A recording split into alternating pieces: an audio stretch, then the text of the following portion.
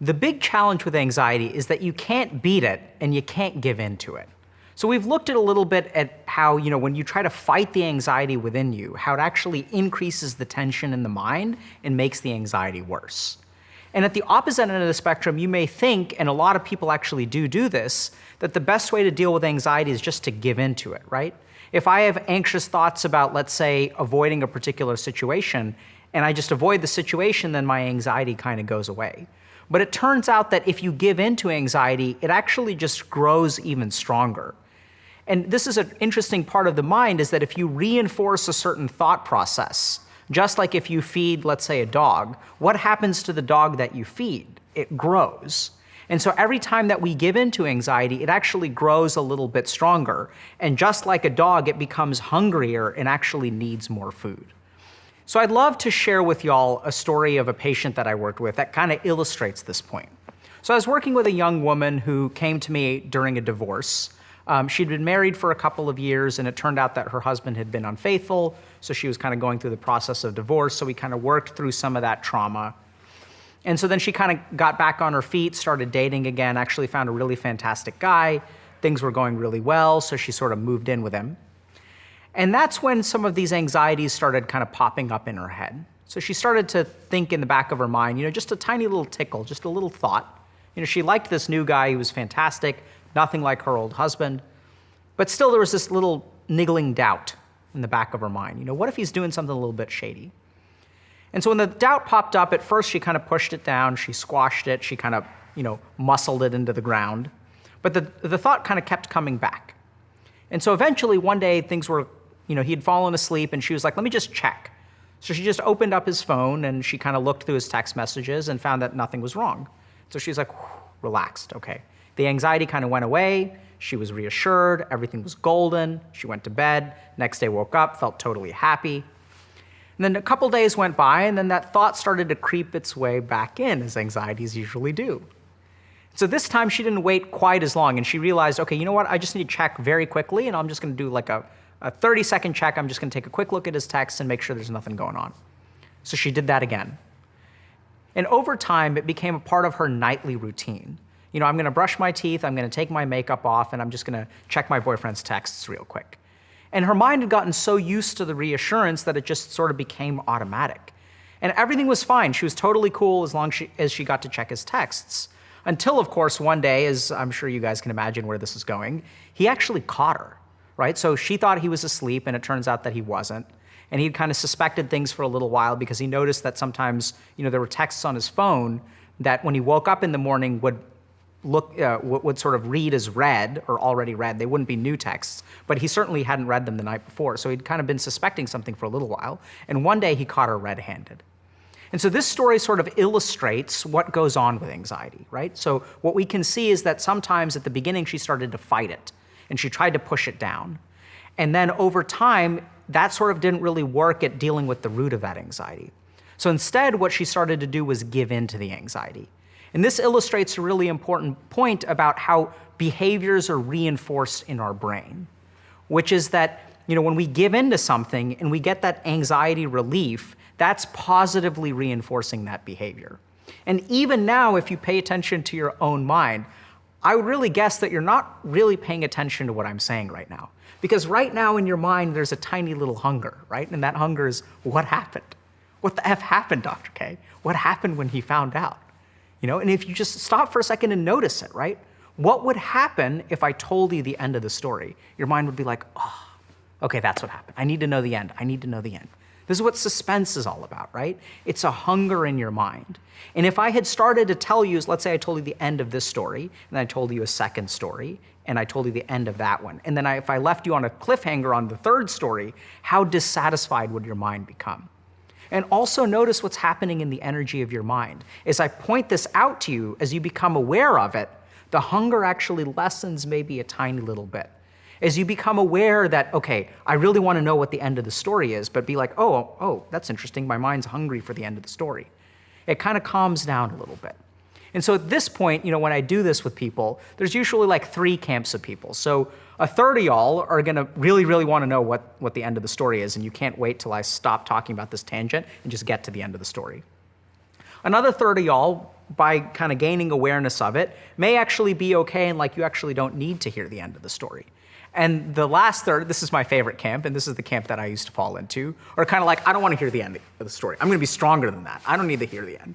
All those other people are going to give into their anxiety, but I'm not going to give into my anxiety. I don't want to know what happens. I'm fine. I'm good. I'm good. And so what can we kind of learn from this, right? So the first is that notice the hunger of your mind. And actually what we're going to do to sort of illustrate this principle a little bit further is we're going to actually share the end of the story, okay? So as I mentioned before, he had sort of suspected for a while that something shady was going on. He had noticed that, some of his text messages had already been read, even though he'd never seen them before. So he kind of confronted her about it. She kind of like broke down, cried. They had a really big fight. He ended up forgiving her. And so, it was kind of happily ever after. She never checked his texts again. And I wish that was true, but unfortunately it's not. So what happened is he did forgive her. They sort of patched things up. And then she was like, okay, I'm good now. And after a couple of days, she felt pretty good, but then she noticed that kind of anxiety creeping back in. What if I need to check those texts? But this time, she fought against it even harder because she's like, if he catches me checking the texts, then it's going to be over. He said, like he would forgive me just this once, and it's going to, like, the consequences are way too high, so I'm not going to check him. She pushed him away. And then a few more days went by, and then the thoughts kind of came back. She actually lasted a couple of months.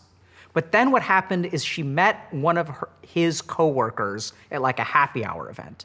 And she noticed that the two of them like got along really, really well. And they had this like really awesome chemistry.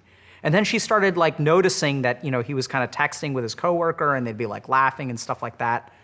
And so she kind of noticed, and then like now the anxieties like sort of really came roaring back. And they were really, really hard to deal with. And she tried to push him away, but she just couldn't. So then she got smart about it, right? So she started to be very, very careful, checking his texts pretty infrequently, checking them very, very carefully, not reading messages that were marked as new, but only looking at the older stuff. And so she got really, really clever about it. And her anxiety sort of started to decompress. Okay, this actually isn't that bad of a deal. She started to feel a little bit better. And then, at times, though, she would see some text messages, like she'd see the text messages with his coworker, and while it was pretty clear that there was nothing very serious going on, she started to believe that he was having like an emotional affair. And her paranoia, the more she checked the text messages, instead of actually making her anxiety better, she started to become more and more paranoid. That something, even if he wasn't having an affair yet, it was certainly moving in that direction. So it became this vicious cycle of like, she can't help herself and has to check. But every time she checks, her mind is seeing messages that may even be benign, but actually fed her paranoia. And the more that her paranoia got fed, the more she needed to check. And so the good news is that this time, she was it called me up again because I hadn't seen her for a couple months. And she came into my office, and we started kind of working through it.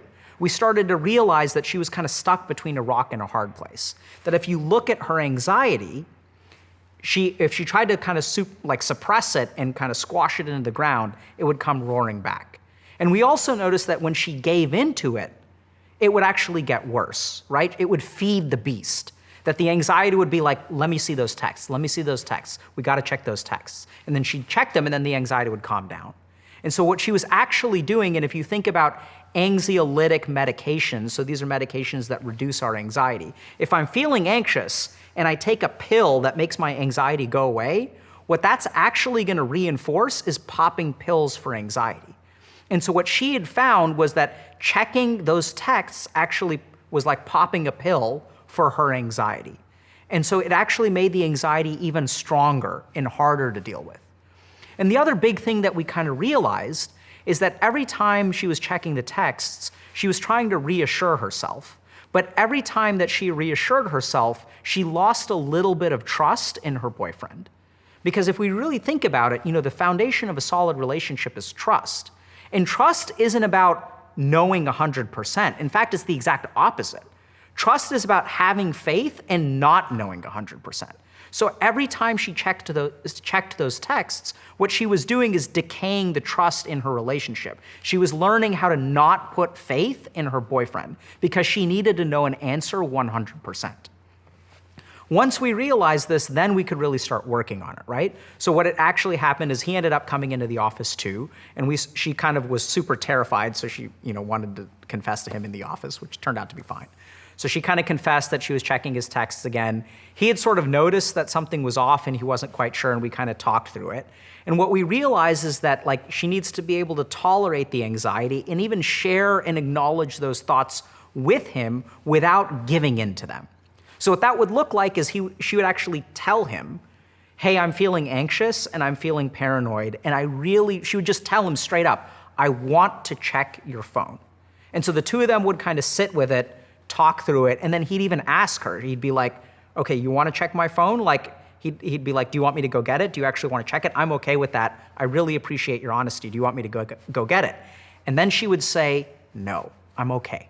And sometimes she'd say yes, but most of the time she'd say no. And so what happened is they started being able to tolerate that anxiety together. She wasn't squashing it down. She wasn't giving into it. She was just acknowledging it and noticing it. And even today, which by the way, they are married now and she's pregnant, so happy ever after. Even today, she'll still tell him, right? And it actually got worse when she got pregnant. And she was like, I'm feeling super paranoid. He'd be like, cool, do you need the phone? And she's like, no, I'm okay. And so the more that we acknowledge anxiety, we don't give into it, but we also don't fight it, the weaker it becomes. And once it becomes it sort of lives underneath the surface. So really what we want to do when it comes to anxiety is to recognize that if we try to fight it and squash it down, it's going to come roaring back.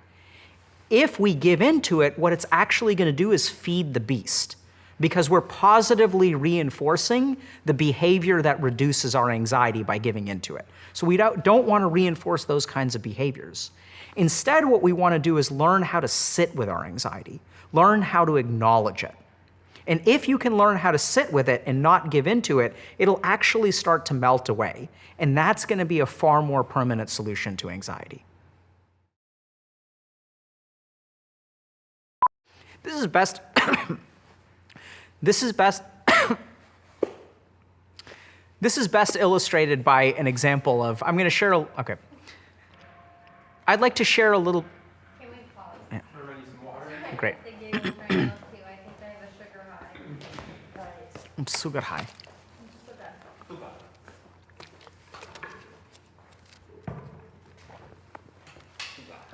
Thank you, sir.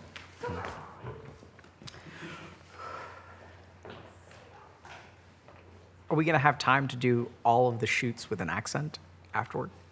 Yes. Fantastic.